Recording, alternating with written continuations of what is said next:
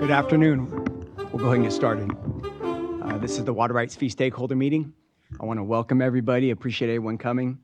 I know it's very hot out there, so appreciate you guys walking here and coming over. This meeting is being webcast, so we do have folks that are online. Let's just start with a few introductions here. My name is David Ceccarelli. I'm from the State Water Board. I manage the fee branch. Today, we have a full agenda.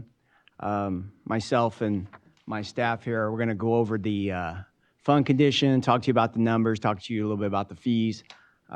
We also have several different options that we're looking at on adjusting fees for several different water rights programs, and we have multiple water rights staff in the audience and up here at the podium that are going to discuss each of those options. So as we go throughout the meeting, we'll have staff from water rights come up and talk about some of these options. Again, let me just start with a little housekeeping here. In case of an emergency, here alarms go off, we're asked to exit the doors here and go down the stairs and go across to the park there. I know it's very hot out there, but we can find some shade and wait for them to say everything is safe and ask us to come back in. Restrooms out the door to the left. There's a cafeteria down in the lobby, so just down the stairs. Again, the meeting is being webcast, so if you have questions in the room, please wait for a mic to be passed to you. We have a couple of staff with mics. They'll come around and hand you the mic. For those that are online and you want to ask questions, the email to send questions would be waterrightsfees@waterboards.ca.gov. That's on the front page of the agenda, and our agenda is online. And if you were on the LIRIS list and you're receiving our LIRIS list, you would have received the agenda and the handouts.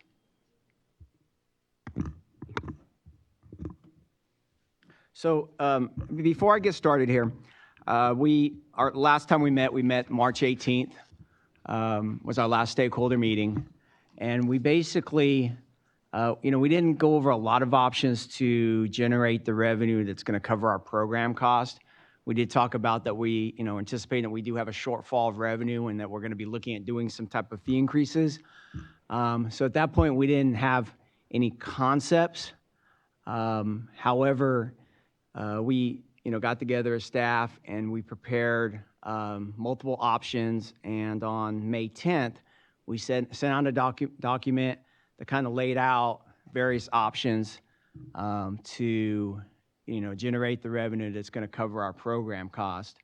The first part of it, of course, had to do with, the base fee and the per acre foot charge on our license, our applications, and our, and we have kind of a fee from not raising the base fee to raising the per acre foot charge to more of a higher fee on the base fee and a lower per acre foot charge, and then a couple of options in between. And as we, again, go through the meeting, we'll discuss kind of, each of these options. What I am asking, and we'll talk about this date though more as we go throughout the meeting, but we'd like to get some feedback. And we'd like to get some feedback by July 8th. And so that will give us an opportunity to kind of narrow down some of these options, have staff kind of look at it, explore the options, and then we can then kind of start moving forward on what we're going to present to our board members as more of a solid option. I know we're going to meet again August 5th, but then after that, we'll be taking this to the board, I believe it's September. It's the second board meeting in September. I'll come up with that date here in a second. Things move pretty quickly after this meeting. So again, we want your feedback. You can provide the feedback to the email that's on the agenda here. So again, we're looking at July 8th for, again, feedback on several different options. Okay. So with that said, I'm going to move the next couple of items over to John here, and John's going to kind of run through some of the numbers on the cost drivers and the fund condition and how we're looking after the May revise. Good afternoon. My name is John Weir. So item 2 on our agenda is actually attachment 1 in your handouts. You take a look at that. This is a summary of the budget cost drivers for the Water Rights Fund. There's 3 tables showing here. The top table shows all of the funding for the Water Rights Program. These are the same figures we saw back in January, as David mentioned, when the governor's budget was released. There were no changes in the May revise. The top line itself is the Water Rights Fund, which is supported by our fees and is going to be the focus of our attention today. The middle section compares the budget enacted this year, 18-19, with the proposed for next year, 19-20, and the difference between the two. The bottom table is a breakdown of the costs affecting the Water Rights Fund for 19-20. The negative number represents a reduction of the cost for space optimization. All said, the net increase was just over $1 million for state operations. The large portion is coming from a BCP, budget change proposal for administrative hearings office, in addition to increased costs for employee compensation and pro rata expenses. Are there any questions on the cost drivers? Again, as John mentioned, there was a back out about 1.6 for the space optimization for, I think you guys have been around last couple years, and there was a BCP that was put in, I believe it was around $6 million, so it hit all of our funds, and it adjusted the space here in the building. Most of the costs went out in the first year, which was last year, and so there's adjustments that are being made, not only in the Water Rights Fund, but as early as we talked in the Water Quality meeting in the Waste Discharge Permit Fund. We proceed to the fund condition statement. This is attachment 2 in your handouts. As you can see, we have a few options showing different fee structures, and I'll walk you through these in a moment. But I'd first like to note that the preceding these options, there's a column that shows what the fund condition would look like next year without any changes in revenue. This assumes that we're receiving about the same amount of revenue that we anticipate having at the end of this year. As you can see from the bottom line, we have more expenditures than revenue, to the point where the shortfall creates a deficit in the fund reserve of about $2.6 million. Part of the reason for this shortfall actually originates from where we're likely to end up this year, fiscal year 18-19, in that we are going to be most likely at about a $2.5 million deficit. Part of the reason all this has transpired is because of the cost increases that we've seen from pro rata, from the supplemental pension increases, and we've been trying to, of course, keep up with what we have seen in increased expenditures, and sometimes not always to the ideal result. Keep in mind, too, that if the cost drivers that we're going to see here in 19-20 hadn't occurred, the revenues that we're expecting with the way things are would pretty much put us in balance. And unfortunately, we have to deal with the reality and absorb some of these increases. So as far as the fee options are concerned, every year we look at the balance of our revenue and expenditures and run scenarios to what would be necessary to achieve a prudent reserve. In the years we're running below that amount, we typically offer several fee options to demonstrate how we can shore up that fund. Our prudent reserve is usually about 10% and is typically targeted or at that level to absorb any economic uncertainties or other contingencies. However, with the increased costs that we've shown in the cost drivers, we're going to actually only target about a 10% fund reserve. 5% fund reserve with the expectation that we'll build it back to a 10% reserve in the coming years.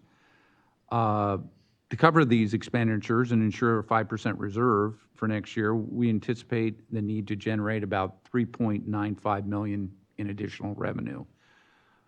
Typically, when we consider fees, we do so to our per acre foot options. And as we've done here, we see this actually combined with a different base fee in an amount that would cover that shortfall and give us the 5% reserve. We're considering an increase in the base fee as part of our options, in part because it'll offset any increases in the per acre foot charge. Increases to the acre foot fee don't cover what are actually more than a third of the fee payers. And since everyone pays a base fee, an increase on it can spread the cost more evenly. So we included that as a part of our options. As you can see, going from right to left, left to right, as the base fee increases in $25 increments, the per acre foot fee diminishes. Each of these options were structured in a way to generate roughly the same amount. We're aware that an increase was put in place last year, but as we saw in the cost drivers, the expenditures related to the administrative hearings and other cost drivers, they have to be absorbed. As we go through this, we have to set fees sufficient enough to balance the budget and maintain a prudent reserve. These options are a way that we can get there, and we sincerely request your feedback on these proposals.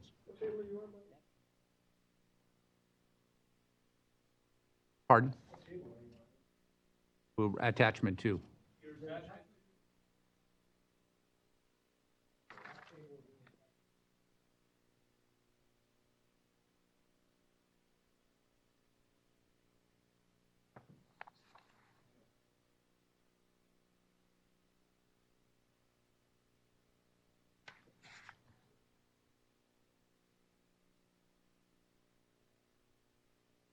Is that clear now? So we'll go. Yeah, it was in the handouts that we had for today. So we'll go ahead and verify the one online and we'll make sure we print it out. Let me talk a little bit about. So yeah, the one online is basically just showing establishing a 5% reserve with no fee increase, and then establishing a 5% reserve, which again, as John mentioned, we need to generate 3.9. And the one that I believe everyone has now that's in the room basically is laying out 4 options, and they were the 4 options that we had discussed in the document that was sent out on May 10th that talked about, again, the different options, as John mentioned, whether they're looking at doing a base fee, adjusting that, or doing, again, a higher base fee and a lower per acre foot charge. That along with, and we'll have a discussion here in a little bit about this, adjusting our fees in the FERC program. Our FERC program is when we look at the number of staff that are involved with that.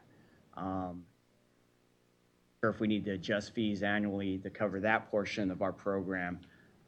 That program, we haven't seen fee increases in multiple years, and so we are needing to adjust that portion of the water rights program. So what I will say is the revenue from the FERC side and the adjustments here on the per acre foot charge in the base fee is going to help generate, again, the $3.9 million. We will be discussing other options that we, cover cost of our program. Some of these, again, it'll take probably about a year to play out to see what revenue that we would generate on some of these options, as we'll discuss here in a little bit. But what it does is it helps offset the costs that other fee payers are paying for some of these programs. So now that I think everyone maybe has the document, are there any questions on the fund condition And again, some of these options are just proposals or concepts. That's why, we want to hear from you and your feedback.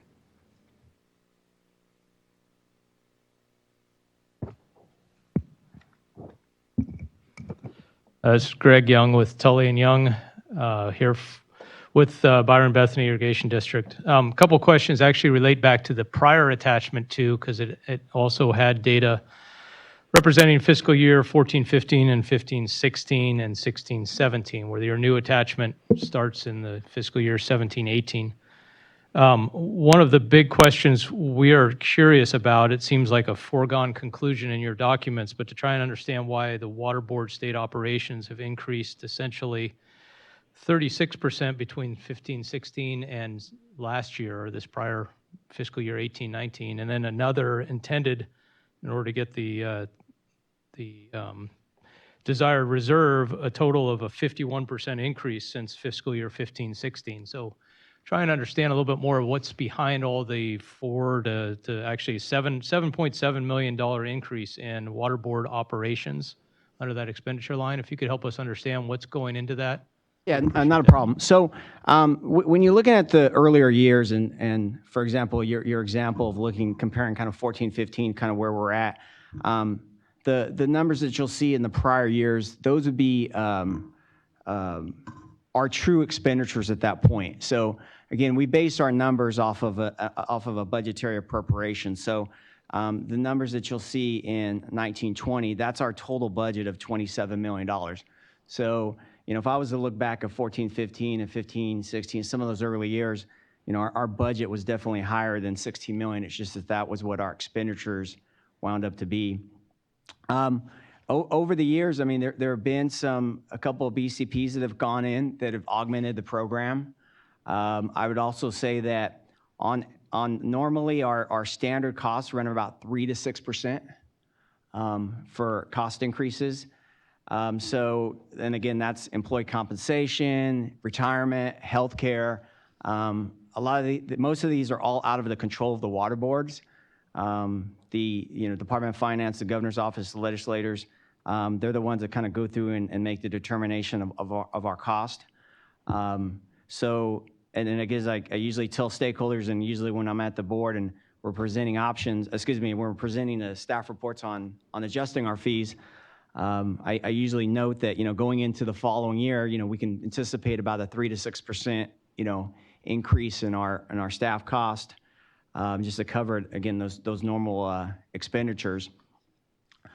Looking at the reserve, there were a couple of things kind of happened in these years. One, I would say drought.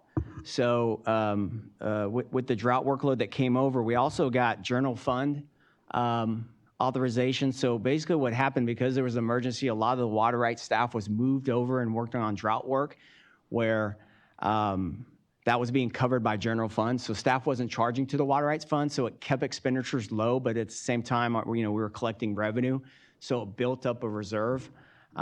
We received also, prior to this, some high application revenue that came in. But what we've done, though, over the last several years is we've offset, and that's why you'll see the reserve start to draw down. Instead of doing full fee increases, we're able to draw the reserve down and offset fees by using our reserve.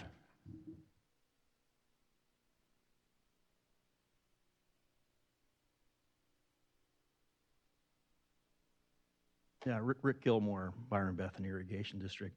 This is the second time that I've heard this commentary regarding this attachment, but my question is regarding to retirement and CalPERS.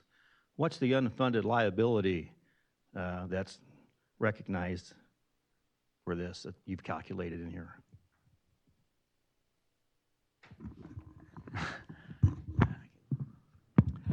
We really don't know. CalPERS is a separate state agency or semi-state agency, so I don't know that overall. What did happen, though, is during the Schwarzenegger administration, CalPERS ran short of money, so they had to borrow quite a big chunk from the general fund, and now we're paying back that big chunk of money that they borrowed from the general fund.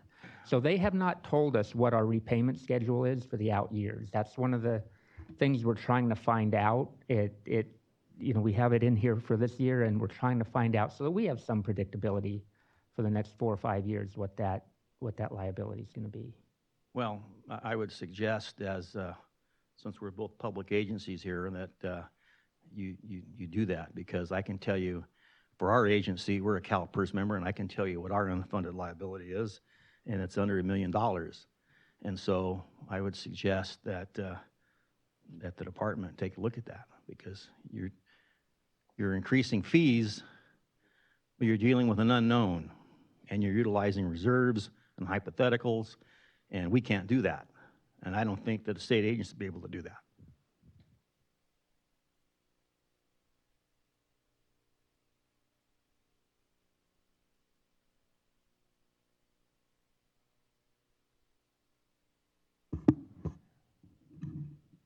All right, Greg Young again with Tully and Young. Just a clarification question for you, if you can, of why and maybe this will come later in some of the presentation, the cannabis cultivation revenue versus the cannabis cultivation regulation costs, why there is less revenue being generated to cover that cost than the planned cost. So how come it's not fully reimbursed? Yeah, I can talk just briefly about that right now.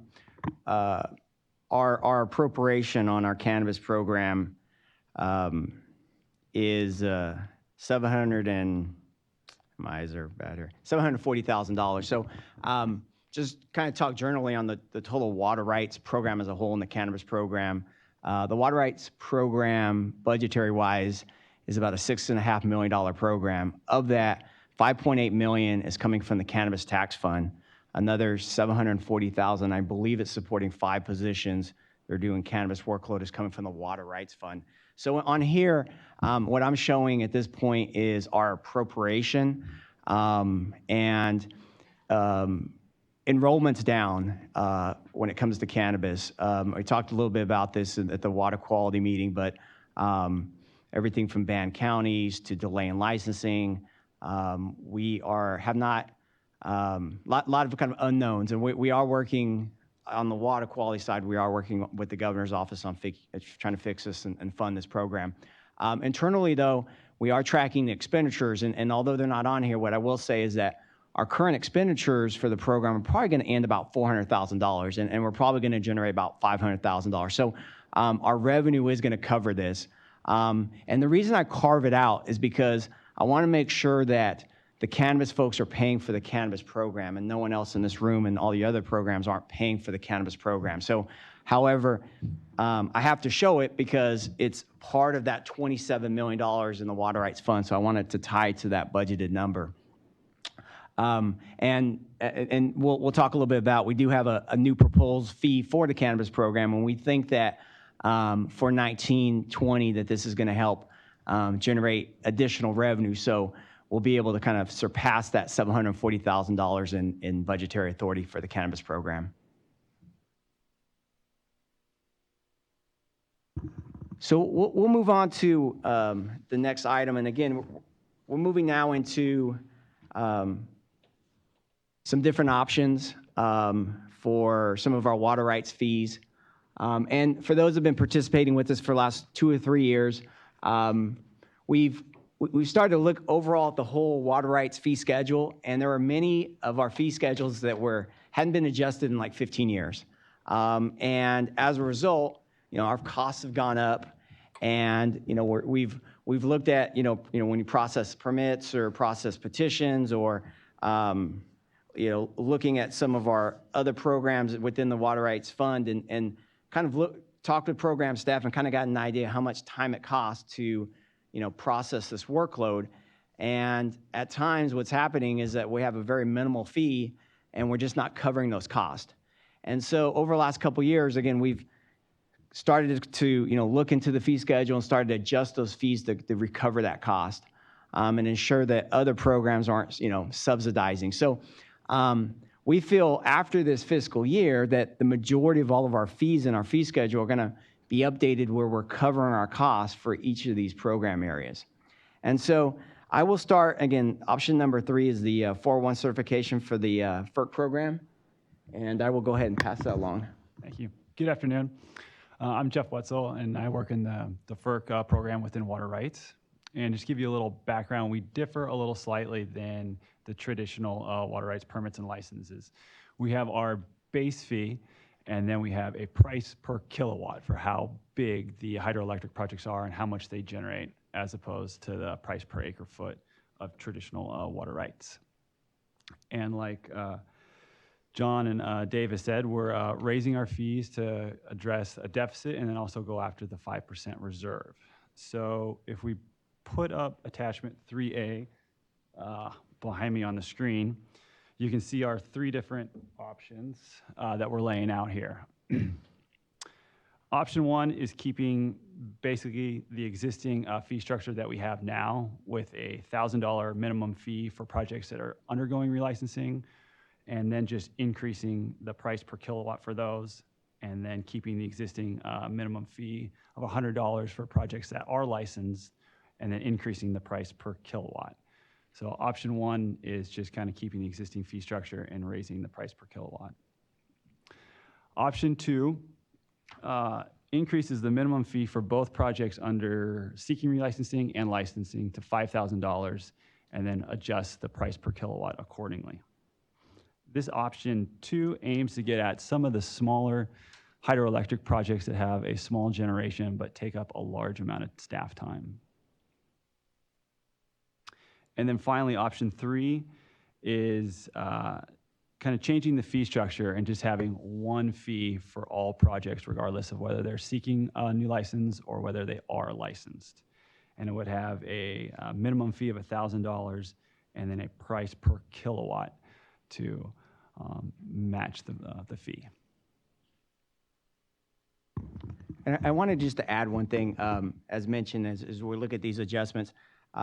Again, we're adjusting the revenue to cover our expenditures, and as mentioned, a 5% reserve. Well, the 5% reserve isn't for the FERC program. The 5% is going towards the 5% as the total water rights fund. So it's just paying their portion of that reserve that we're trying to get for the total water rights fund.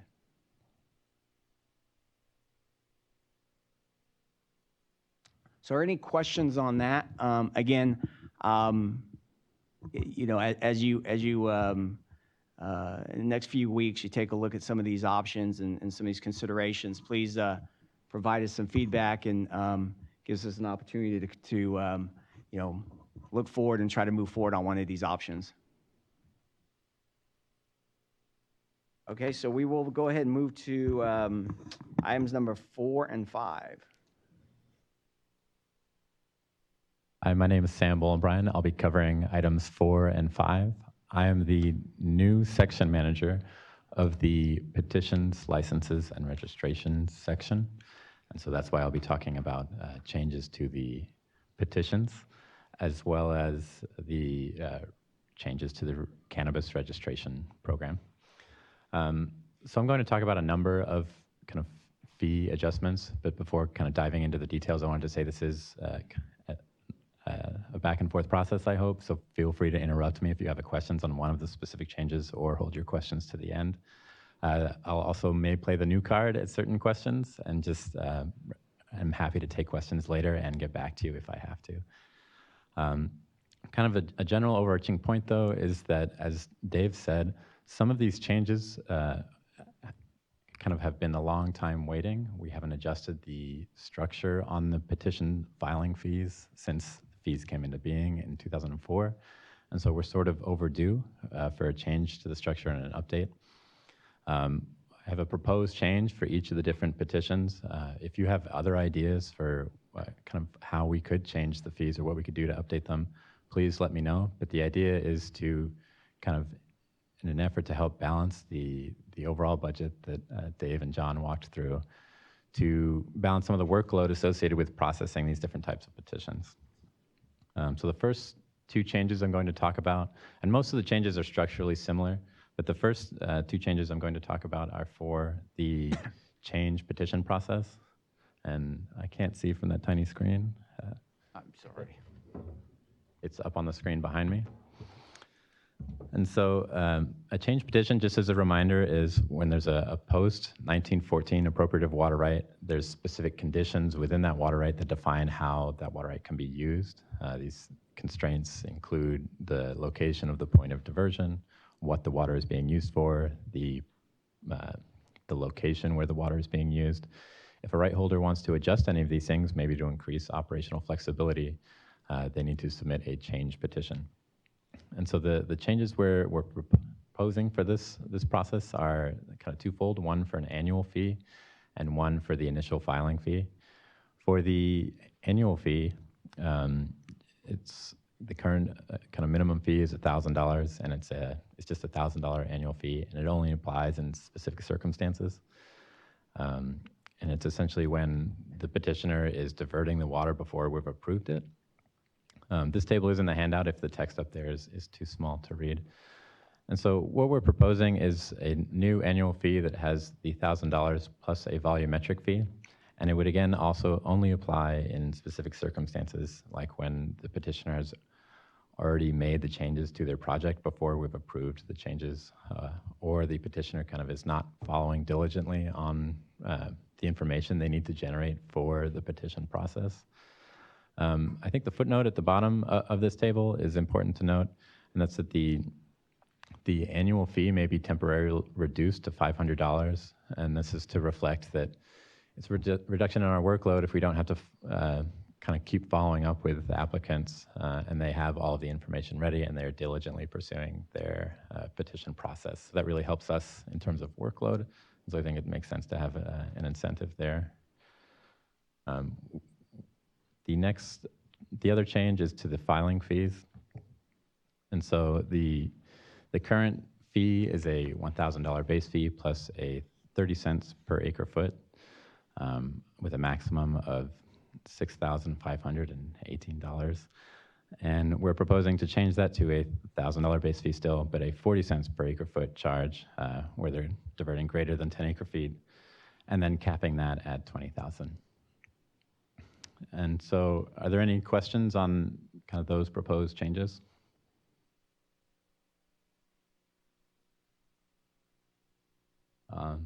Save the questions for the end then. The next, could you adjust the slide a little bit? Yeah. Okay. So the next is for wastewater change petitions. And this is a case where an operator of a wastewater treatment facility is discharging that treated wastewater to a surface water body.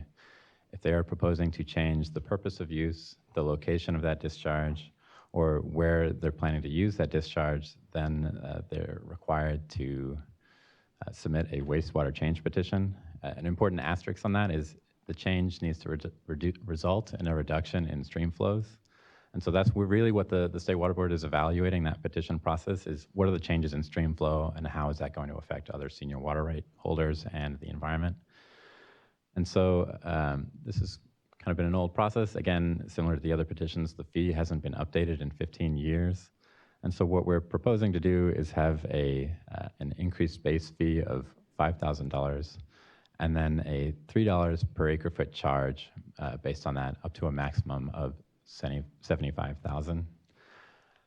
And so there's a wide range of volumes associated with these wastewater change petitions, and we think this is kind of the best way to accurately reflect the cost of processing those petitions.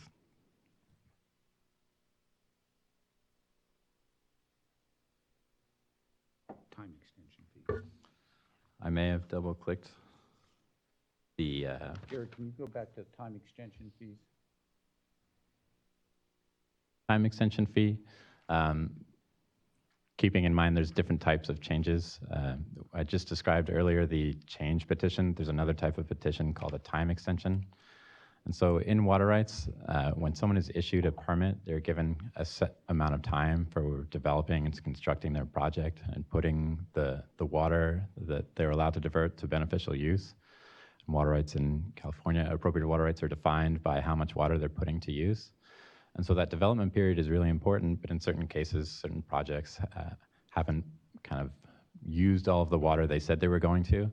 And in some cases, they think they still can, and they just need an extension of that permit period. And so that's what a time extension petition is. Essentially the change is the same as for change petitions. What we're proposing is a $1,000 base fee plus a 40 cents per acre foot charge up to a maximum of 20,000.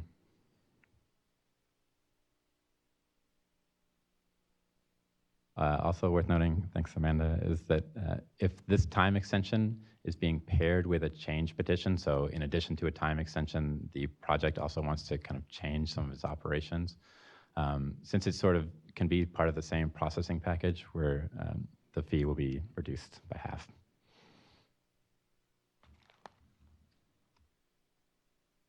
And the last one I was going to talk about, if you scroll the other direction, downwards, is a temporary change. And so for a temporary change, these are approvals lasting up to 180 days. So it's not a permanent change like the other change petition I talked about. For a temporary urgency change petition, we're proposing a base fee of $2,000 plus a 30 cents per acre foot charge on the face value when that's greater than 10 acre feet. That's the change we're proposing is to increase that volumetric rate to 50 cents per acre foot and keeping the maximum fee the same.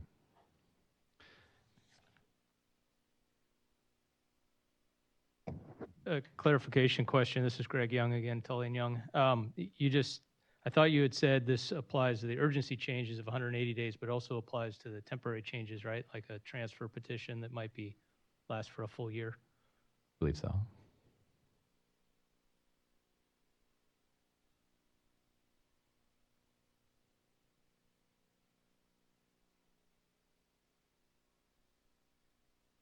On behalf of King's MID and Kern County Water and some others, it's understood that it's been 15 years. It's understood that we need to pay for the work received. What I don't see is the underlying math, that is to say, for example, on all these, but take temporary change or urgency change petitions, there's got to be some scaling up, because between 100 acre feet and 10,000, it doubles or more than doubles.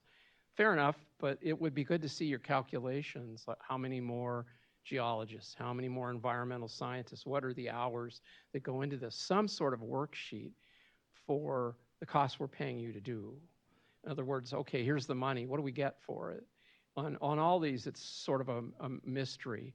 And I would hope that in the future, the program staff, meaning Eric and his folks, do this updating annually. I don't see any reason that it's been 15 years. If this was a business, you'd be bankrupt. Thanks.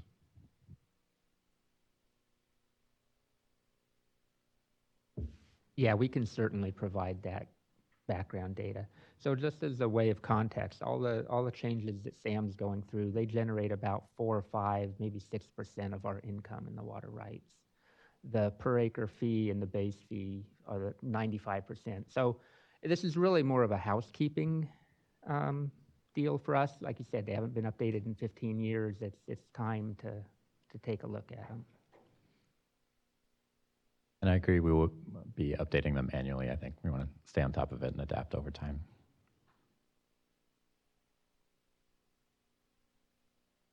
If there's no other questions on that slew of adjustments, I can move on to the next item.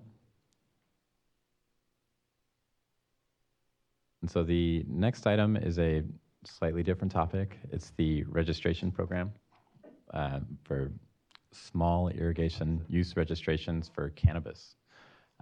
We're making an adjustment to the fee schedule to reflect a recent adjustment in the policy to allow for on-stream reservoirs to pursue a SIUR registration.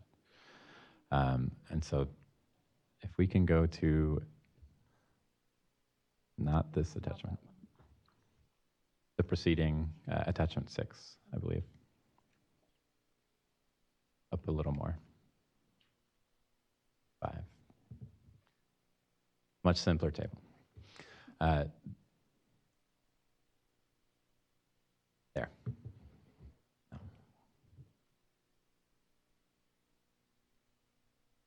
Well, anyway, I can verbally describe the change. There will be an additional $4,000 charge for processing the on-stream reservoirs. It's attachment 5. Well, Does everyone have it in their handouts?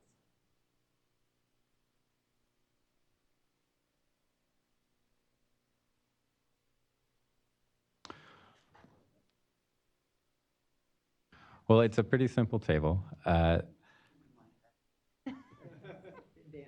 The current cannabis SIUR, where on-stream reservoirs were not allowed, is $750. What the table shows is the fees for the first 3 years. It's $750 each year. So there's a renewal process, this annual renewal fee. For the proposed change, the filing fee will be $4,750. So this is an increase of $4,000 specifically for SIURs where there's an on-stream reservoir for cannabis use, cannabis cultivation. The annual fee after that will be $1,000 per year. Are there any questions on that proposal?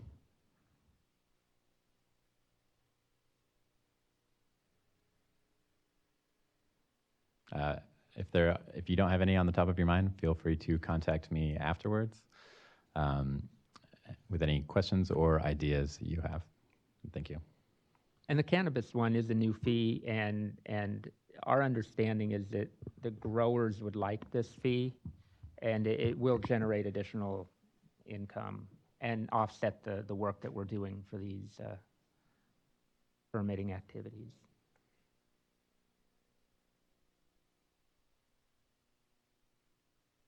Okay. I was working out my technical details ahead of time, but I saw my attachment 6 up there, so I felt confident about today. So I'm going to talk about 2 different proposals. The first one's about our water right application fees. And we actually have 5 of those. Most commonly, we have the first one that's listed on the handout is just we call the application fee. Sometimes I call that the standard application or the permanent application because it's for a permanent water right. And then the other 4 categories of application fees that we have are for small hydroelectric, a temporary permit application that we say other than diversion to underground storage. That used to be our old temporary permit for everything, but now we have 2 different kinds as of a few years ago as far as for fees. So that's number 3. And then number 4 is the temporary permits that are for specifically underground storage during high flow events. We updated the fees on those last year and put those fees into place a few years ago in 2016. And then our last category 5 is temporary permits, but for small hydroelectric. So those are the 5 types of applications that we have to acquire water rights. And all 5 of those, if you were to look at our fee table, which is just the interpretation of the fees into a nice format for people to look at, have a footnote on them. And their footnote is the same for all 5 categories. And it basically says that when the division staff do the review, the initial review of the application, that if we were to refund the money that they have paid, we hold back $250. And so that's been in place for a long time. And so we were looking at that fee and saying, is $250, is that equal to generally in line with what the effort we're putting in those cases? And we found that it wasn't. It's another one of those fees that just hasn't been updated for a long time. So we tried to look for a new structure, and that's our proposal today, to update that fee, to get it more in line with the time we spend.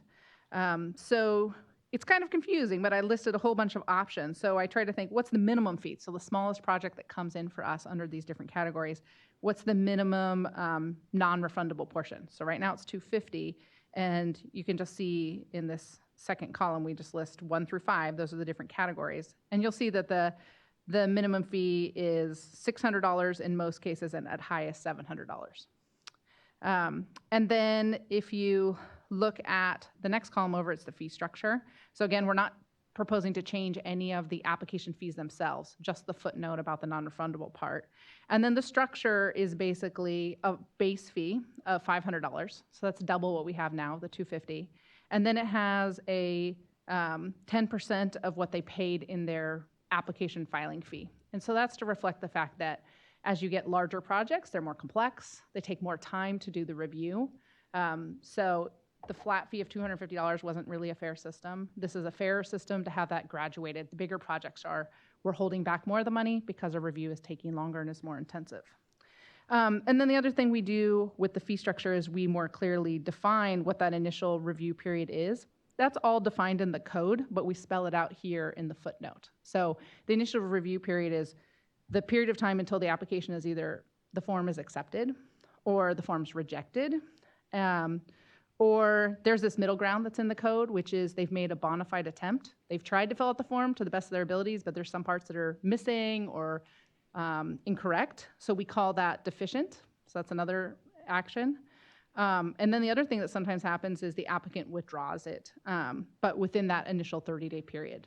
So we still, the minute we get it, we start working on it. There's all these activities that are happening, you know, with our file room staff, with our technical staff. So we're expending time, but this is just better reflecting the time that we're spending.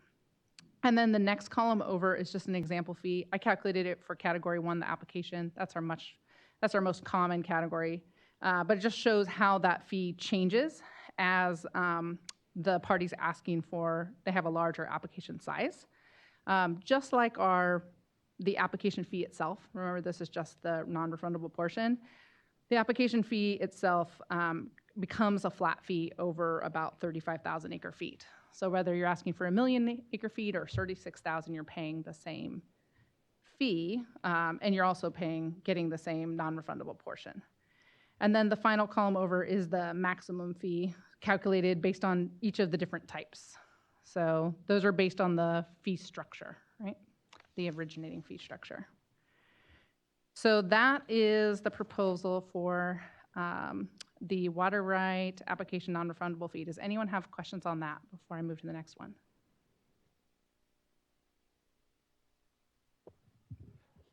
Greg Young, sorry, just a little slow on the math here. Can you run through category 4, the temporary permit to divert to underground storage during high flows, and how you end up at 26 as a max potential? Yeah, so I don't have the fee in front of me for temporary permits, but it's a fairly complicated fee, and it's not here. But if you look at the fee structure that's in the regulations for that.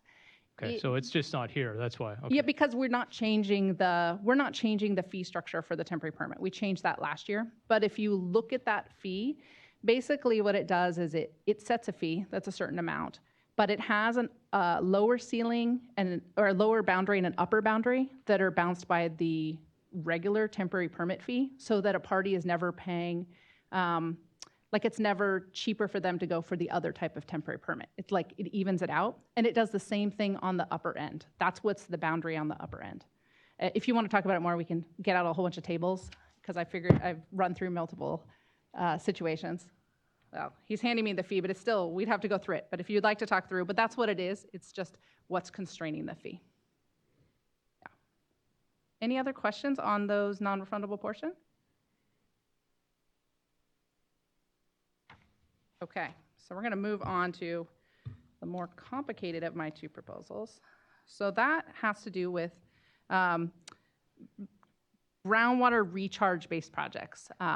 And really the efforts that the board has had underway since late 2015 in particular, where we're really focusing on helping parties get ready for SGMA implementation, Sustainable Groundwater Management Act. And we have been running the temporary permit program, which I mentioned a few minutes ago. We've been running that program, and some parties have been availing themselves of that. And we maintain a nice webpage where you can see all the applications that have come in and been granted. But we're starting to change our focus. We're still doing that, but we're starting to focus now on those standard or permanent water rights, because we know that the GSAs are going to be seeking permanent authorizations to boost their groundwater tables. So for the last year or something, we've been very intensively focusing on that. Getting ready with a streamlined pathway for these parties to make it through the permitting process more smoothly.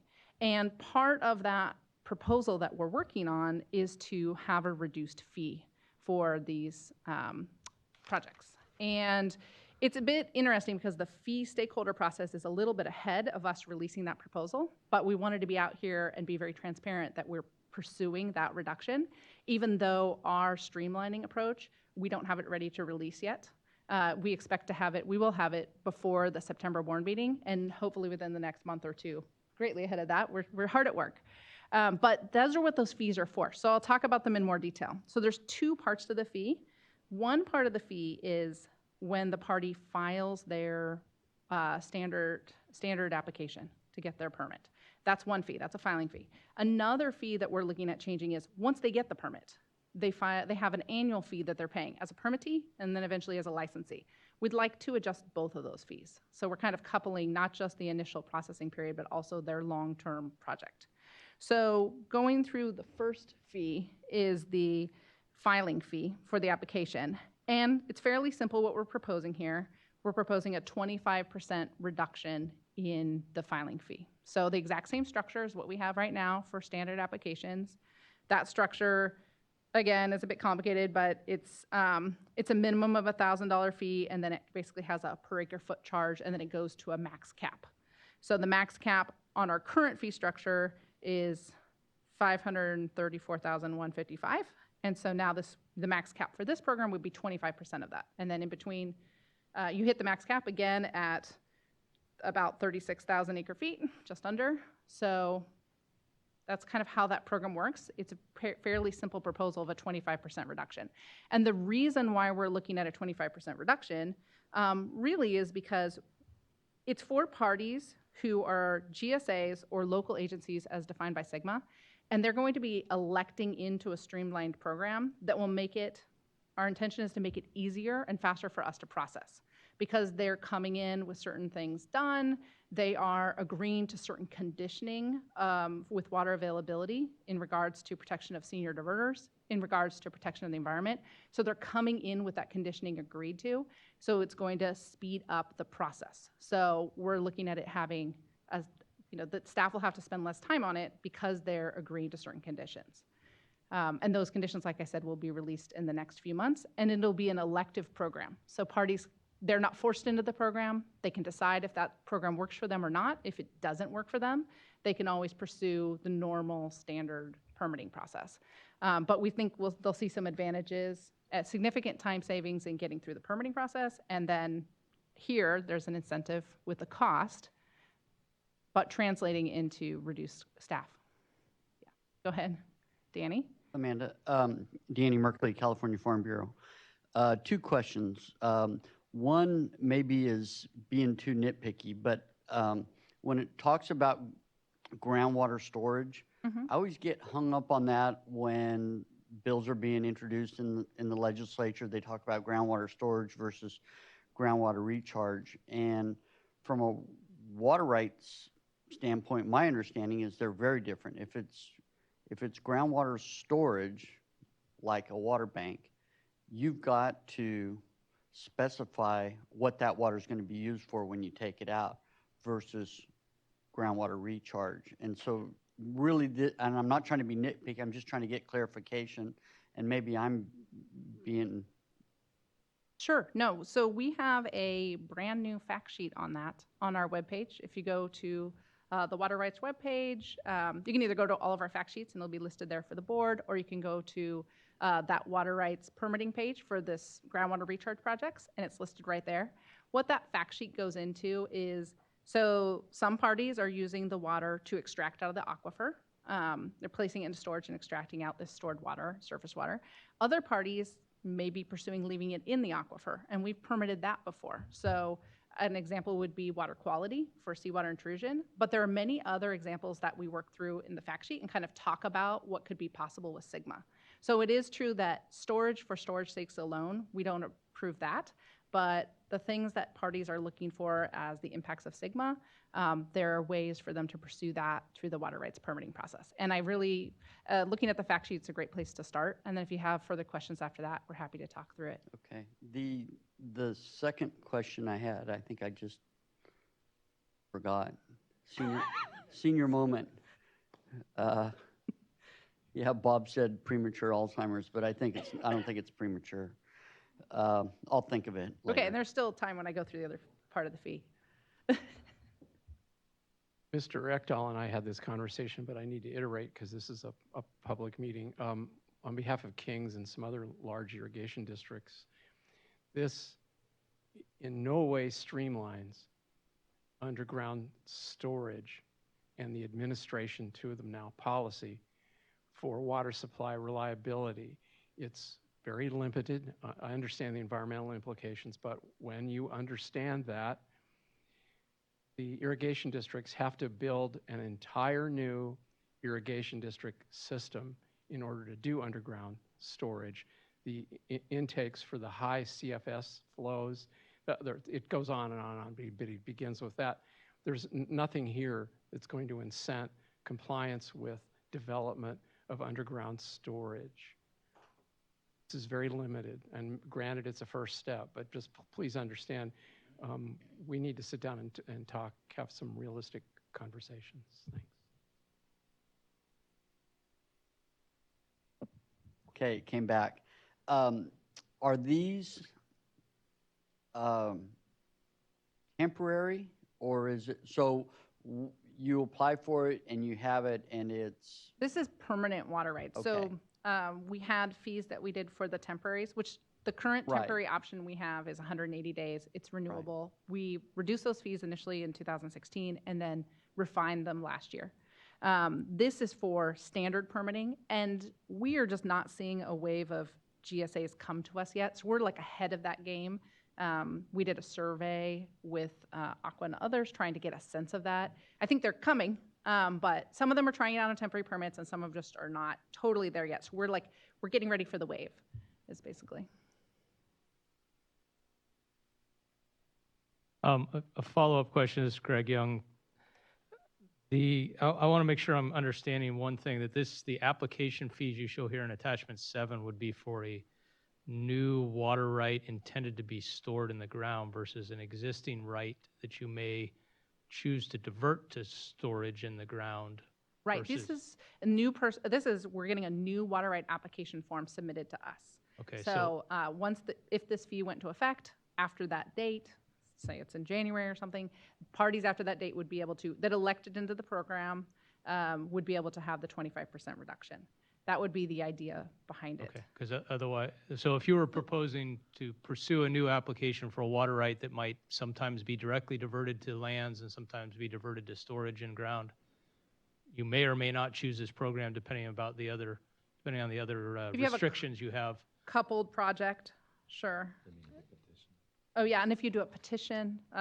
So, I mean, most of what we're talking about with the streamlining is really focused on water availability, and water availability is done for new permitting. So that's where you decide, is there enough water accounting for the environment and senior demands? So it's not so much of a petitions question, not to say that there couldn't be some usefulness of some parts of the streamlining program to petitions.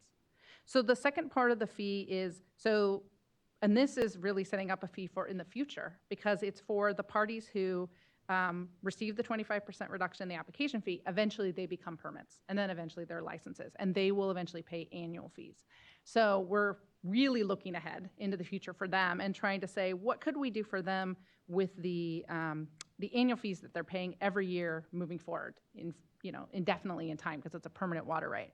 So it's a bit of a complicated structure, but the way to think about it is below 25%, or below 75%, they pay basically a flat fee at that point. And then between 75% and 99.9%, they pay based on what they diverted. And then once you get to 100%, it's the same. It's whether what you diverted or your face value. Oh, yeah. Can we move to the second part of that table? There we go. Okay, there's our complicated structure. So the way it works right now is that we have examples up here for 10,000 acre foot party and 100,000 acre feet. And I'll just run through the 10,000 acre foot. So a party is asking for 10,000 acre feet. Right now, their annual fee would be $955. That's based on their face value of their water right of 10,000 acre feet. So if they divert 100% of what is authorized, they're paying $955. It's the same, right? Because they've diverted the same amount as authorized. But if they divert 90% of what is authorized, then they're paying $881. And if they pay 75% of what's authorized, they pay $716. And anything under 75%, they're saying the same amount. So you might wonder, well, why are we making the fee more complicated? And it's really, we're trying to find a way to recognize that these parties are going to be going after very high flows that aren't going to occur as regularly as you might encounter in water rights permitting. I mean, there are a lot of water rights where the flows don't happen all the time. I mean, this is California. We have a very dries and wets. So there's not a lot of uniformity in our water supply regardless. But these particular projects, these streamlined projects, are going to be going after peak flows. And so we're looking to have some acknowledgement of that in the fee, while also recognizing that there is administration of the water rights program that happens whether they divert or not. They're still reporting. There's all these aspects that are still happening. They still could be asking for change, not just the petitions, but there's other things that are built into the annual fee that we are doing for them, ownership changes and various other things. So that's the idea there. One way to look at it, just kind of more simply, it's a 25% reduction within that range. But it doesn't go, once you go below 75% diversion, then it is a flat fee. So, flat charge. So that's a little bit complicated, but we tried to explain it with examples. And if you have questions, you can always ask them here or follow up with me later.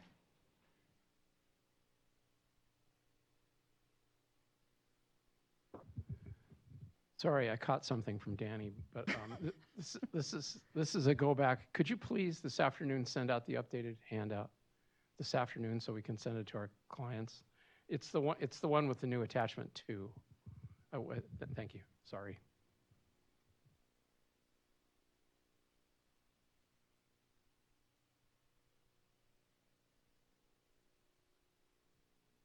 Chuck White with Manat for Imperial Irrigation District. I wonder if I can go back to attachments 1 and 2, if that's okay. At the last meeting, we talked about the Administrative Hearings Office that was formulated because of AB 747. And I seem to recall getting email from you regarding the discussion about possibly assigning those costs to the parties that are pursuant to the action, the administrative hearing, rather than to all the water users at large. And I think somebody rendered opinion that you don't have the authority to do that. So that was basically out the window. Is that in writing anywhere that can be shared on what the basis for why you don't have the authority, or is that something that's cloistered? Yeah, our attorney will respond to that. Hi, David Rose, the person who said what you're talking about. So the budget process is ongoing, and the board's authority to charge any type of fee, whether it's a user fee or this type of ongoing fee for use of the Administrative Hearings Office or funding of the Administrative Hearings Office, is not yet done. And John or David can explain more of that, but basically we don't have fee authority until we're given fee authority. So at this point, we don't have fee authority to charge users any particular amount, and the budget will resolve the budget and legislation that implements the budget will resolve what authority we have specific to the Administrative Hearings Office. So you were saying that you would need statutory change in order to put a user fee, if you will, in place? Essentially, that's my understanding, and there would be, the legislature would have to decide whether that's the appropriate way to pursue this, because at some point, presumably a use fee for Administrative Hearings Office can be essentially viewed as punitive or prohibitive of somebody actually defending their rights in an administrative hearing. And so we would not want to get anywhere near that level of a user fee, but those are different considerations that the legislature would have to look at in determining how to fund this office. And related to that, it seemed to me at the last meeting we talked about you being able to provide an indication of who is accessing the administrative hearing process. I recognize it's a little bit different under current framework as opposed to the 747, but you have a sense of who have been the litigants, if you will, and through the administrative hearing process? Are they large users, small users? What's the breakdown? And I thought you indicated, David, that you'd be able to give us a picture of kind of what you thought would be the people accessing this new hearings office, type of water user they are. And I don't think I've seen that, and I was just wondering if that's still a possibility, or if you have determined you can't do that. Yeah, so I think that is a program answer, and I think Eric's going to answer that for you. Hi, excuse me, Eric Ekdahl, Deputy Director for Division of Water Rights. The short answer is we don't really know yet because we don't have the Administrative Hearing Office, but the legislation that authorized it really described three basic categories. The first would be basic kind of failure to file type enforcement actions. So you're required to report every year your water use, and every year there's usually a couple hundred or even a couple thousand people that don't report that, and we spend a significant amount of time working to make sure that they do report. So that type of workload would go directly to the Administrative Hearing Office. I think the second one would be... Before you go on, I would guess that category, by and large, would be fairly small water users, because a large water user wouldn't dare do that. I think that's a fair characterization. Although every now and then there's some larger water users that I think because of staff turnover or just a little bit of oversight do miss the deadline. Right. And it is a fairly substantial staff workload. We're starting actually to pull numbers, and we should have some, not this year, but next year, to give us a better assessment of actually what is the staff workload associated with doing the failure to file enforcement efforts. But you are doing these, rather than an administrative hearing, you are spending staff time currently on these kinds of issues. Correct. And that may change up or down, I suppose, because of the formulation of this new office, but at least should have a sense of who the parties are that you've dealt with in the past. And they are predominantly small water right holders, people who have maybe not, they've had a change of ownership, someone in the family passed away and they didn't know that they had to submit something. And most of the entities that we actually do take enforcement action on, it can be pretty variable, but the size of the diversion is usually pretty small, usually less than 50 acre-feet per year. Okay. The second would be cannabis enforcement. And there have been a lot of questions raised about whether the fee payers here are directly then subsidizing enforcement efforts for cannabis. And the short answer is sort of, which is an unclear answer, but right now that's how it already is structured to some extent.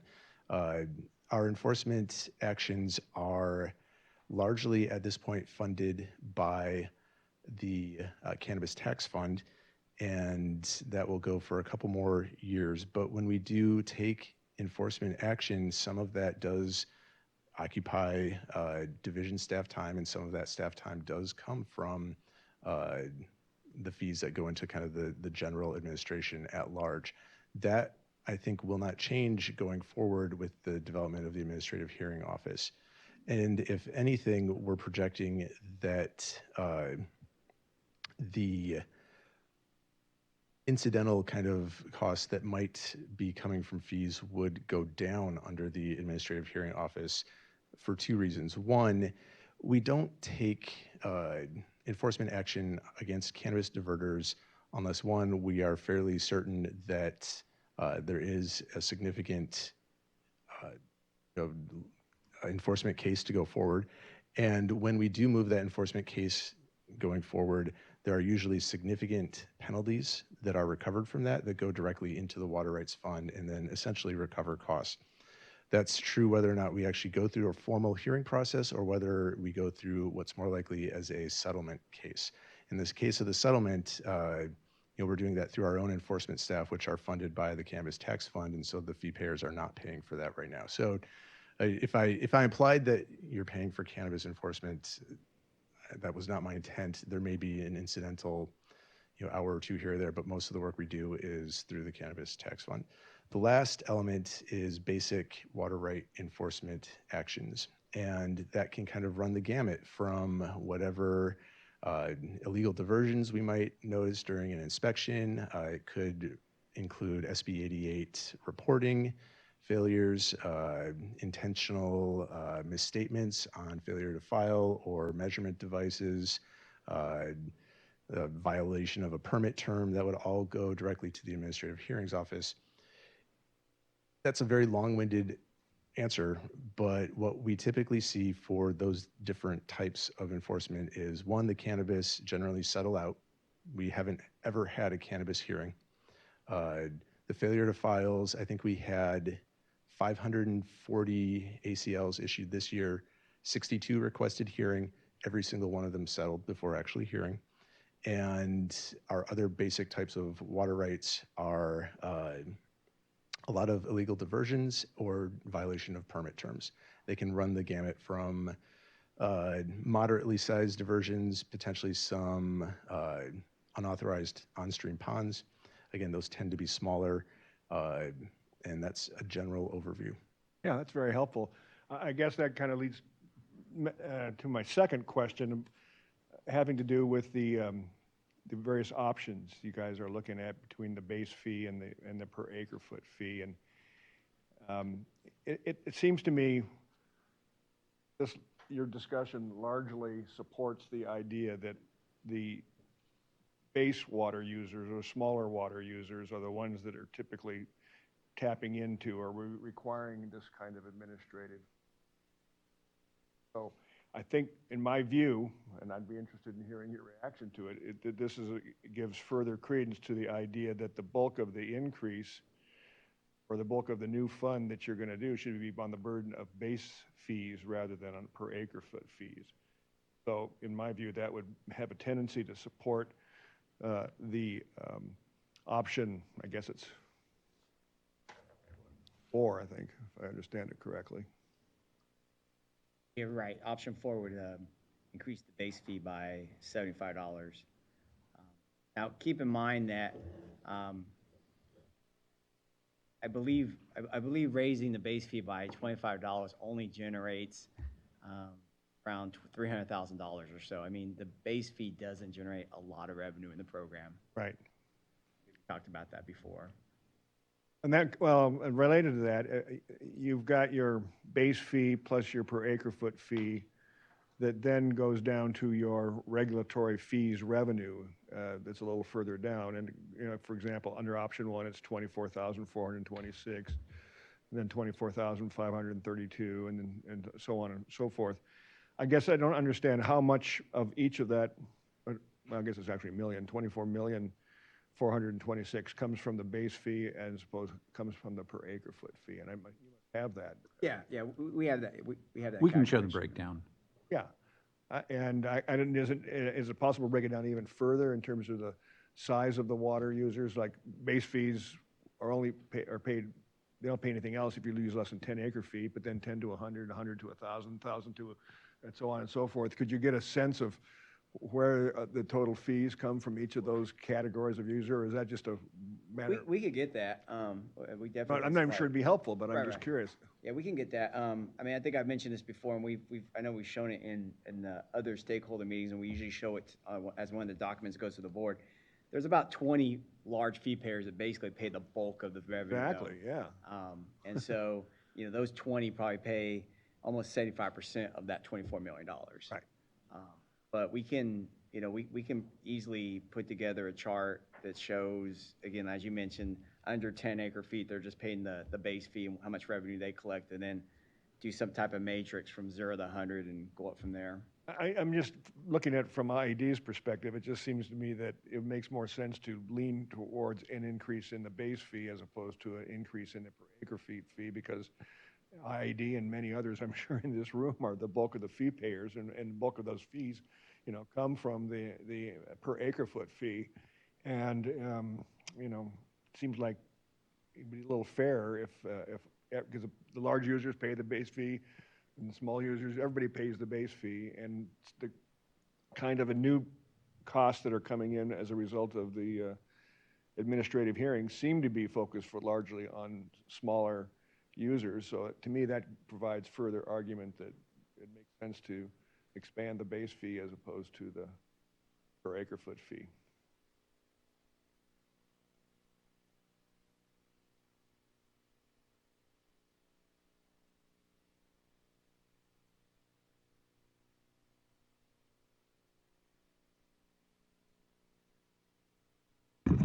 So we have one more agenda item on Sigma.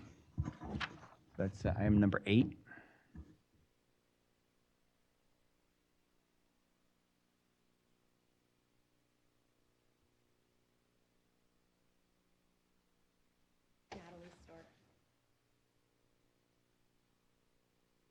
There we go.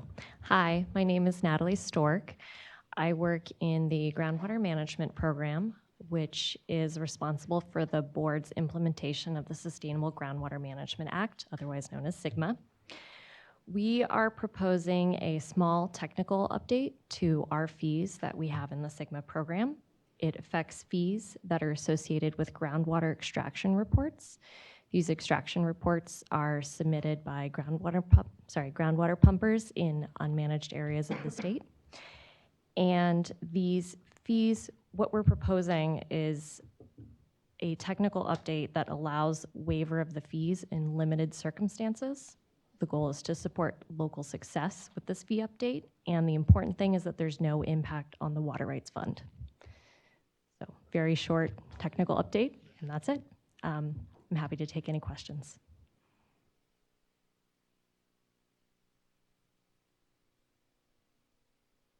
Curious about if you could share any details on how that waiver might be granted, or like the conditions under which it might be extended, or anything like that. Sure. The main thing in the conditions is that the reporters have to comply with Water Code Section 5202 A, in that they have to basically submit reports on time, and they would come to us and ask for a waiver of fees.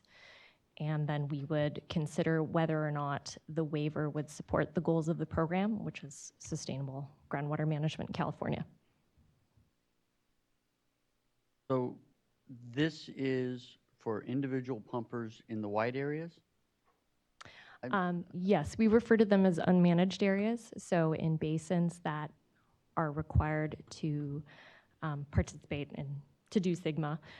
However, they don't have coverage by groundwater sustainability agencies. That's what an unmanaged area is. Right now, we have almost no unmanaged areas. However, that may change in the near future. So we just... Okay, so this is just covering those that don't have a GSA? Yes. As for no unmanaged areas, I'd urge you to look at Kern County. You've got a significant evolving problem there. And also, you might want to put this in writing so we could mull it over. Yes, this is a small technical update, and so it's not actually included in the package. We do have draft language, and it will be written and in the next workshop. So, and regarding the unmanaged areas, we've got almost full compliance in the state. We're aware of the situation in Kern County. Thank you. A follow-on question: if a basin goes and becomes probational because they somehow fail the test, and I know Sam has presented information about all the costs that get layered on, that waiver considered in that condition because those therefore become default as unmanaged areas? So we have different fees for different parts of the state intervention process. This technical update is for the unmanaged areas. If we go into a situation where a basin has a probationary designation, the fees are set in a different way there, and so this only affects the unmanaged areas.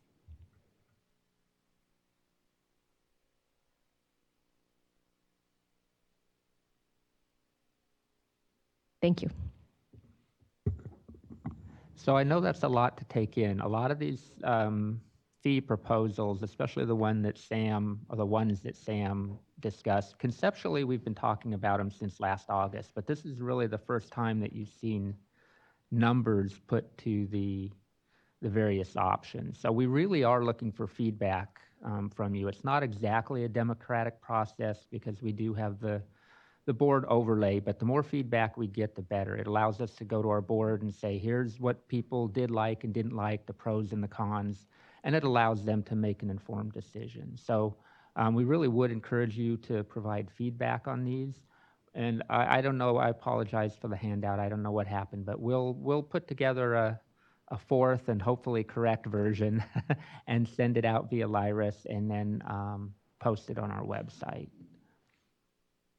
And then, unless there's any other questions, I say this at every one of our meetings, but if you have any questions or concerns or want to talk to one of us, feel free to contact David or John or myself or one of the program staff, and we'd be happy to sit down and talk through whatever you want to talk about. Okay, well, thank you all for coming. I appreciate it.